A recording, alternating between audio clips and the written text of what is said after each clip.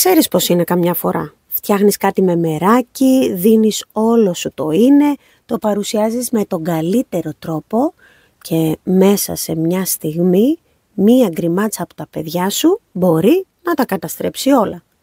Έτσι έγινε και με το προζύμι. Όταν έφτιαξα πρώτη φορά ψωμί με προζύμι για την κόρη μου, δυσκολεύτηκε πολύ να το φάει. Της ξύνιζε. Αλλά ξέρεις τώρα, εγώ δεν το άφησα έτσι. Ως πεισματάρα δεν θα μπορούσα να το δεχτώ. Ήθελα να αγαπήσει το ψωμί με προζύμι. Έτσι άρχισα να πειραματίζομαι. Και τελικά κατέληξα σε αυτό το ψωμί του τόστ.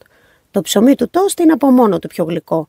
Και έτσι το μέλι που έβαλα ήρθε και ισορρόπησε τέλεια με το προζύμι. Το αποτέλεσμα έγινε ένα από τα αγαπημένα της ψωμιά.